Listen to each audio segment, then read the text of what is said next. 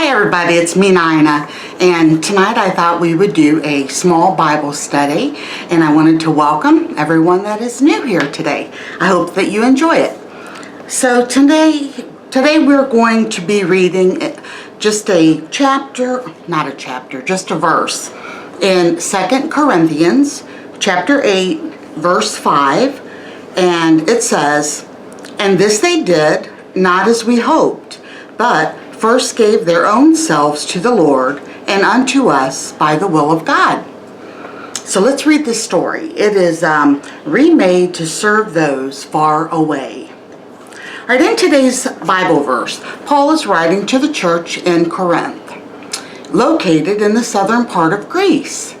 This verse describes Christians who lived in the northern part of Greece, an area called Macedonia. A great distance divided the believers in Corinth from those in Macedonia. But Paul was relying on both churches to provide money to combat the poverty being experienced by a third group of believers, the church that was in Jerusalem. Those in Macedonia knew a thing or two about being poor. They were the poorest of poor. On top of that, they were suffering persecution. They were certainly not people you'd expect to provide enthusiastic donations that would benefit people more than 1,000 miles away. But enthusiasm for giving was exactly what they had. The people in Macedonia were devoted to doing God's will no matter what. They saw giving as a privilege. No matter how difficult it was or how uncomfortable it made them, they weren't going to allow anything to get in the way of their service to the Lord and Savior.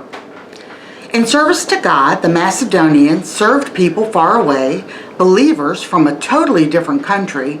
You and I don't have to travel to another country to find people that are far away. Unbelievers at work, people in prisons or halfway houses, poor people, rich people, people who make us uncomfortable, people we disagree with. These are the people that, for us, are far away, and they need our service just as much as the people who are close to us. Jesus was an expert at serving people far away. He ate with sinners who made other people uncomfortable. He blessed the children, individuals whom other adults mostly ignored. And in an ultimate act of service, he washed the feet of his own betrayer. In John 13, we read about when Jesus washed his disciples' feet just hours before he would be sentenced to death. We read with anticipation, what will Jesus do when he gets to Judas? He treated his betrayer in the same way he treated the other disciples. Jesus washed Judas' feet. How angry would you be if God called you to serve in similar ways that Jesus served that night? Would you serve the person who is about to send you to death? For us, it's unfathomable. For Jesus, it's proof. It's proof of Jesus' selfless, unbounded love for us. It's proof that God is willing to go as far as it takes to bring his rebellious creation into his family. Jesus is at work when things get uncomfortable. His glory and his love aren't meant to be shared only in our homes and churches. We are meant to serve all types of people with his love. Commit your service to the Lord wherever it and he may take you.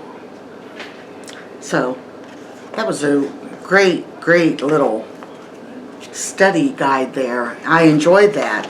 I think probably one of the main reasons is that my niece is actually serving God and God's people over in Haiti right now. And the other day, God really took care of her. I'll share this little story with you. Her and two of the ladies that they work with over there, that were also Americans, they had the day where they were able to go by themselves, because my niece has 3 sons, and her husband, of course, there. And the other ladies were, I think, mothers also. And so they were given a day where they were allowed to go to a beach. I don't think there's anyone else around. By the pictures, I didn't see anybody else. But they were able to go to the beach and have a day of just lounging out in the sun and swimming in the ocean and having their lunch that was, I think, prepared for them. Well, they had no idea that they were about to encounter a riptide.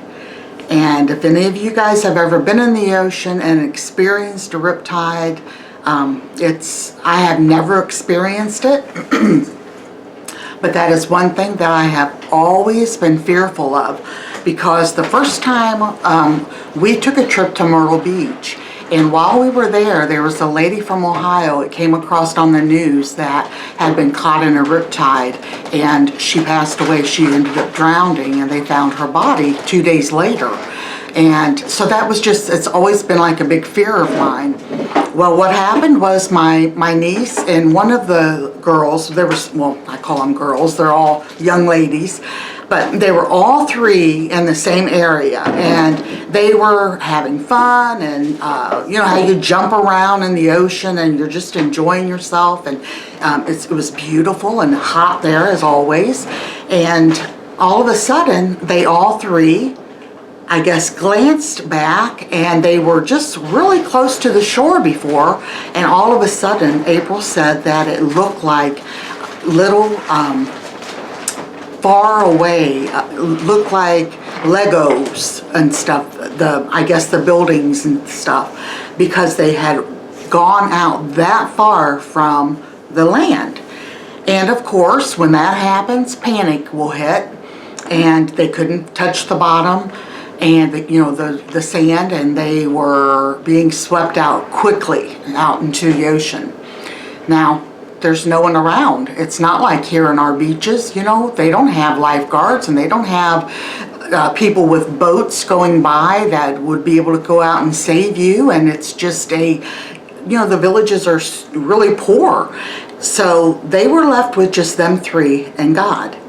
Well, the first lady, she ended up, because what you do is you kick out and swim as hard as you can crossways to try to get yourself out of that riptide, and she got herself out of the riptide. Well, my niece and the other lady, they couldn't get out, and they tried everything, and thank God, April had one of those noodles that you swim with like in a pool, and the other girl, they were both getting extremely exhausted, and the other girl grabbed onto the noodle with April, and she said they were praying out loud, asking God to help them, because April said, I really thought that this was going to be my last day to be alive. And it was very fearful. They were extremely scared, and so they kept kicking, and the girl would tell April, I think they said they took turns kicking, and the other one would kind of lay down on that little noodle to kind of rest in between the waves that were coming in and going out. So just to make that, a long story short, God helped them, and they were able to get back into where they could touch the sand. And the girl that was with my niece said, I can touch the ground. And April said that was just an amazing moment, because then they knew that they were going to be okay. So yes, the scripture and everything that we read about in that story is talking about helping people that are far away, and it's referring to people that are far from Christ, and we are to help people that are far from Christ. And so she is in this strange country in Haiti trying to help people that are far, as far as distance, and that are extremely far from Christ, because a lot of those people in Haiti still do, they are into witchcraft and voodoo and all of that horrible stuff. And there is a village like down, my niece lives up on a part of a mountain, and there's a village that they look down and can see, and they're there are voodoo things that go on in that place. So, they're constantly in prayer, and they're asking for God's favor and protection, which they all need. But sometimes in our life, God will take us, even in our own, maybe in our own city, maybe on our own job, and there might be someone that is far away, that has no clue about how good God is. Maybe they've been hurt when they were younger. Maybe they had never been brought up in church. Maybe they were never ever told the goodness of God. So they had no idea. And they had no questions because they had never thought to question it. So are you going to be that Bible that person might read? It's something to really think about. Are you going to maybe ask God to help you talk to that person? That person might just need someone to ask him, hey, did you go to church anywhere? Or there's lots of ways to open up conversation that does not have to be judgmental and does not have to be preachy and does not, have to scare somebody off. You can do it with love and with gentleness and kindness, and if they say no, I'm not interested, then you wait for God to tell you to move. Don't keep pressing it, because you can turn someone really, really far away. I honestly believe that when you ask them something as simple as, do you go to church anywhere? And even if they say no, I don't want to talk about, religion or whatever, then that seed is still there. And every time that person either sees you or talks to you, they're going to be wondering if you're either, number one, going to bring it up again, or number two, if they've got something going on in their life, they're going to wonder if you are the one they can go to ask for help, maybe even ask for prayer. And I'm saying that because it's happened to me many, many times. When I was a young woman, let's see, our son was probably 3 or 4 years old, and I was working at a factory, and I worked with a young girl right by my side we were on a line, assembly line, and we threaded little tiny parts that were about that big, and they threaded with copper wire, and her and I sat on each side of a little tiny assembly line, and we would each put our parts when they were done on that line, and they would go down to the next person. So we were right side by side each other. The only thing between us was that little tiny belt, that went through the lines. And we had plenty of time to sit and chit chat. Our machine was not loud, and it was just a little spin, but it wasn't a loud machine, so we didn't have to scream out or anything. We could actually hear each other really well.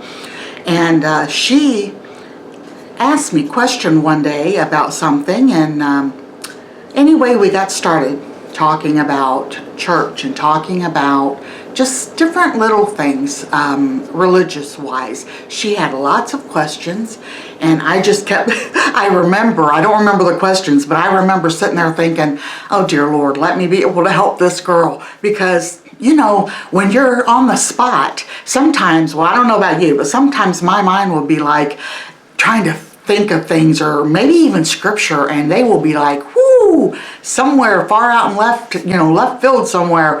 I always say it's sort of like a file, and you're in that file, and you're looking down through that file trying to find the answer for the person. And sometimes you can't find it, and you just have to say, I'm sorry, I don't know that answer, but I'll do my best to try to find it for you next time you'll see them next day at work or whatever would happen to be. But so anyway, we did that, and I had asked her, I don't remember how it happened, but somehow I asked her about a Bible, and if she'd ever read the Bible maybe, or if she'd ever looked up anything. I don't remember right now, but she hadn't, and she didn't own a Bible. Well, that was a huge open door, and instantly my mind was like, she's going to have a Bible now. So I went out. I didn't spend, a lot of money. I just got her one of those beginner, like it's a regular Bible, but it's made for like beginners, somebody that doesn't study a lot, and it doesn't have extra things in it. It's just a Bible. And those are always the cheaper ones. I think back then it was probably only like $5. So I remember signing it to her on the inside, and when I gave it to her, I don't remember what I said or anything, but it touched her so much that she just welled up with tears and was so thankful. And you would have thought that I had given her a gold bracelet.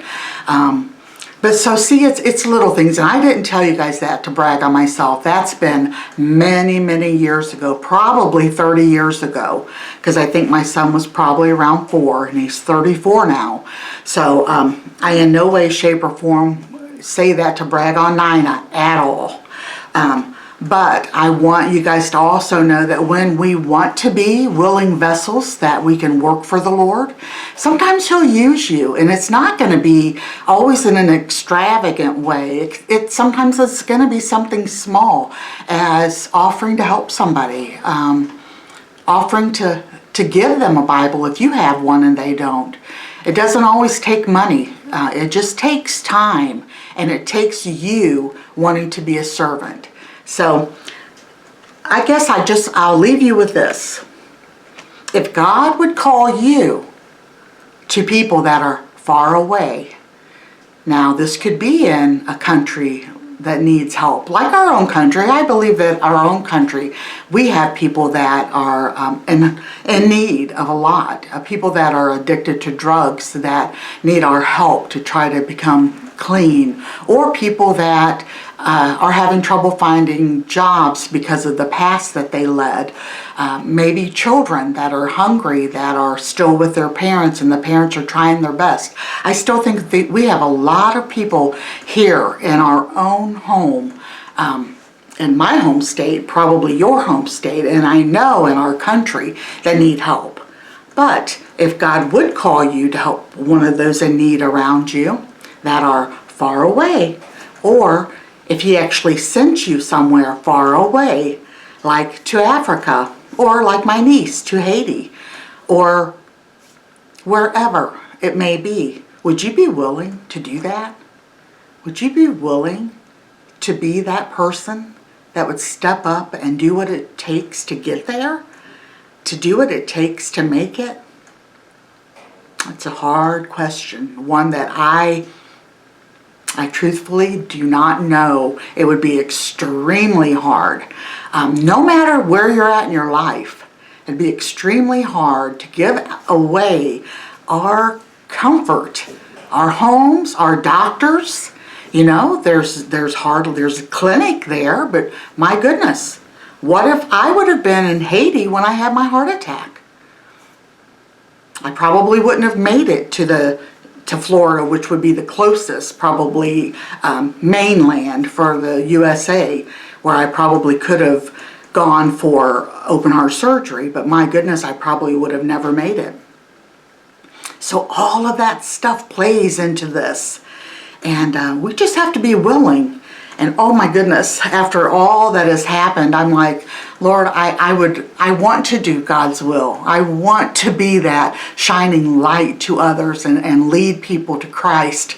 But yeah, I really hope that He doesn't call me or Steve to go far away and to reach His people. But if He did, we would have to go if we would want to do His will. But I think He's just going to keep using us at home, I hope and pray. And hey, I wanted to tell you guys, Steve is going to be preaching his first revival. Now what that is when a church decides to hold services every night for however many nights they want to. Now here in Ohio, we're still allowed to have church services. We have to be so far apart, 6 feet apart, and so they're doing like every other row has been closed off, well, at our church, and you have to have your mask on. So the church that he's going to be preaching at is in the same town as our church, but I've never been there. Steve's never been to that church, but their pastor called him and wanted him to hold a revival, a 3-night revival. So you guys remember him in prayer, and he'll be doing it this coming Friday, Saturday, and Sunday. He's nervous. He's been doing a lot of studying. And so just remember him in prayer that the messages that God gives him will lead someone to salvation, that they might end up giving their life to Christ. So that's my prayer. And we all just want to try to be servants, you know. And Steve's excited and nervous at the same time. And you know, I am too. Anyway, I want to share that with you. And one more thing, my friend Patty, which was my best friend growing up, and this coming Thursday, she is going to have her mastectomy, and they'll be removing her right breast. And she's excited to get the cancer out, but yet fearful because it is an unknown thing. So please keep her in prayer. And I will be back on Saturday morning because she gets home the next day. So Saturday I'm going to go be spending the day at her house. And I'm going to be taking care of her drain tubes. She'll have 4 of them. So I'm going to be doing that. And I'm not sure about the dressing and all that, but I'll do whatever she needs help with doing, because she won't be able to use her right arm for, I think, for several weeks, or maybe longer, I don't know. But just keep her in your prayers, and that the Lord will bless her and he will bless the surgeon to get all the cancer. So, all right, everyone, I hope you enjoyed this, and God bless you all. I love you all. And if you have any prayer requests that you would like to give out, please just write them in the description, or if you're not comfortable doing that, send me an email, and we'll make sure that we have people praying for you or your need. So talk to you real soon, and like I said again, God bless you all. Bye-bye.